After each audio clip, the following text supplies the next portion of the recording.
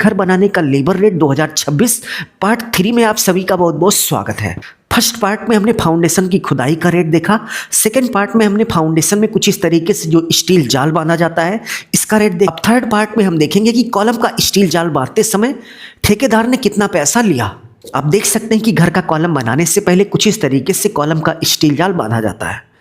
तो इस स्टील जाल को बांधने का जो रेट है कॉन्ट्रैक्टर ने किस हिसाब से लिया, इसको माप कर लिया कि इसको तौल कर लिया, किस हिसाब से लिया। तो चलिए एक एक करके फुल इन्फॉर्मेशन आप सभी से शेयर करते हैं। बट आगे बढ़ने से पहले इस वीडियो के लिए 500 लाइक का एक छोटा सा लाइक टारगेट रखते हैं। उम्मीद है आप सब कंप्लीट करा देंगे। कॉलम का स्टील जाल बांधने का टोटल कितना पैसा होता है ये वीडियो में हम आपको बताएंगे। बट उससे पहले देख लीजिए कि कॉलम का स्टील जाल किस तरीके से बांधा जाता है।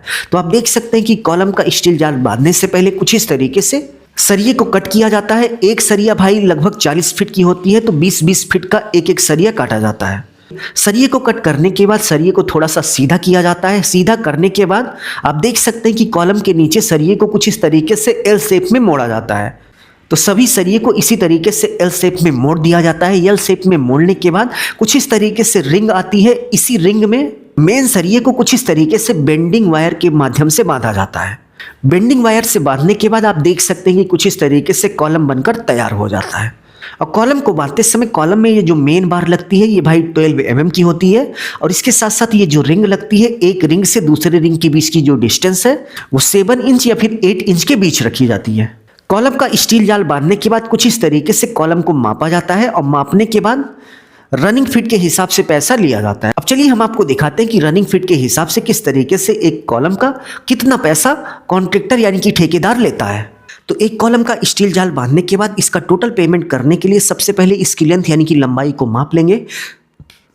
तो इसकी लंबाई की डायरेक्शन में टेप लगाने के बाद इसकी जो टोटल लंबाई आई वो टोटल 19 फीट यानी कि 19 फीट है। तो चलिए हम यहाँ पर 19 फीट लिख लेते हैं कि इस कॉलम की जो टोटल लंबाई है वो 19 फीट है। तो कॉलम की लेंथ मापने के बाद नेक्स्ट स्टेप में आपको रेट पता होना चाहिए। तो यहाँ पर भाई कॉन्ट्रैक्टर ने एक कॉलम का स्टील जाल बांधने का जो रेट फिक्स किया है वो 18 रुपये यानी कि 18 रुपये पर रनिंग फीट के हिसाब से। यहाँ पर रनिंग फीट के हिसाब से यानी कि 1 फीट कॉलम बनाने का जो रेट है वो 18 रुपये है। तो टोटल रेट निकालने का फॉर्मूला होता है CL/R। CL का मतलब कॉलम का लेंथ यानी कि कॉलम का जो स्टील जाल इस तरीके से बना है इसकी टोटल लंबाई इंटू रेट पर रनिंग फीट इंटू रेट पर रनिंग फीट। तो यहाँ पर रेट पर रनिंग फीट 18 रुपये 18 रुपये पर रनिंग फीट है। तो चलिए इन दोनों का गुणा कर देते हैं तो हमें पता चल जाएगा कि एक कॉलम बांधने का टोटल कितना पैसा हुआ। तो सबसे पहले CL यानी कि कॉलम का लेंथ 19 फीट है। इसी तरीके से रेट पर रनिंग फीट, तो रेट पर रनिंग फीट यहाँ पर 18 रुपये 18 रुपये है। तो चलिए इन दोनों का गुणा करते हैं तब हमें पता चल जाएगा कि भाई एक कॉलम स्टील जाल बांधने का टोटल कितना पैसा हुआ। गुणा करने के बाद आप देख सकते हैं कि 342 यानी कि एक कॉलम का स्टील जाल बांधने पर यहाँ पर 342 रुपये हो गया।